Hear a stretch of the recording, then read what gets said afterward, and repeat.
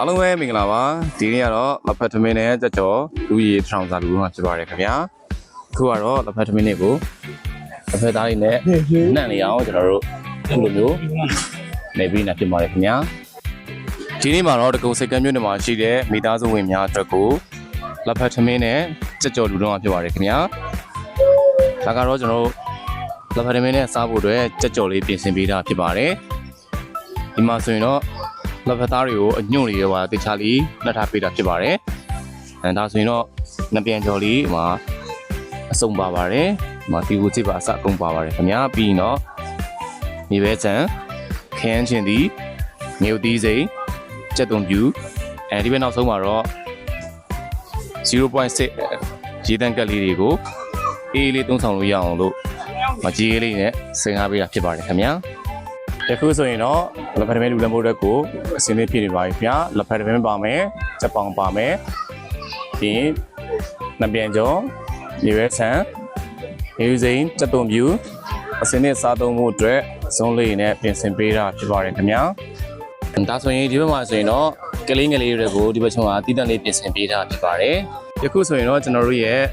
လက်ဖက်သမင်းအလူလေးကစတင်ပြီးလူလမ်းပေးနေပါပြီခင်ဗျာဒီနေ့လူလမ်းရဲ့လူရှင်ကတော့လာစဉ်တရနေတဲ့လူလမ်းပေးတဲ့အလူရှင်မြသွေးရွှေရောင်းဝယ်ရေးမိသားစုကောင်းမှုအလူဖြစ်လက်ဖက်သမင်းနဲ့ကြက်ကြော်ပွဲတစ်ထောင်စာ340ကျပ်ဖို့ကိုလူလမ်းပေးတာဖြစ်ပါတယ်ခင်ဗျာဒီမှာဆိုရင်လက်ဖက်သမင်းတယောက်တစ်ပွဲစီကိုကျွန်တော်တို့ဘူးလေးနဲ့ပြင်ဆင်ပေးတာဖြစ်ပါတယ်ဒါကတော့မြသွေးရွှေရောင်းဝယ်ရေးမိသားစုကနေပြီးတော့သူ့ရဲ့ဝန်ထမ်းများနဲ့ပိုင်ရှင်များနေပြီးတော့ကိုယ်တိုင်ကိုယ်ကျလာရောက်ပြီးလူလမ်းပေးတာဖြစ်ပါတယ်ခင်ဗျာ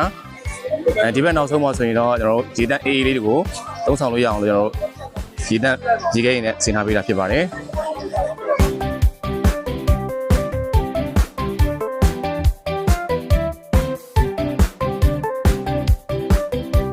ဒီမှာဆိုရင်တော့ဆက်ပြီးတော့နေတဲ့သူတွေလည်းနေပါတယ်ဒီရဲ့ချက်မှာဆိုရင်တော့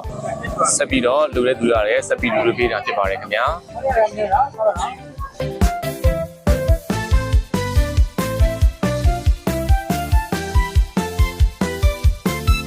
ဒီနေ့ဆိုရင်တော့အလူရှင်ကတဆုံသားပြည့်နေ့အတွက်အထိမ့်မှတ်နေဖြစ်ပွဲထောင်စာလက်ဖက်သမင်းကြက်ကြော်340ကျပ်ကိုလူပေးတာဖြစ်ပါတယ်ဒီလူရှင်ကဆိုလို့ရှိရင်လာပြနေတဲ့ထဲမှာအမြဲတမ်းပြလူရှင်ဖြစ်တယ်လို့ကျွန်တော်တို့ဒီကိကြီးကိုလည်းအများကိုလည်းဘောဖို့အမြဲတမ်းပေးတဲ့လူရှင်တွေလည်းဖြစ်ပါတယ်ဒီဘက်နောက်မှာဆိုရင်တော့ရေတန်းအေးလေးကိုသုံးဆောင်လို့ရအောင်ရေခဲလေးသင်ထားပေးတာဖြစ်ပါတယ်ဒီကနေ့ကျွန်တော် live run နေရကတော့တကုတ်စိတ်ကမ်းမြို့နယ်60ခုရောက်ကမှာရှိတဲ့မိသားစုဝင်များ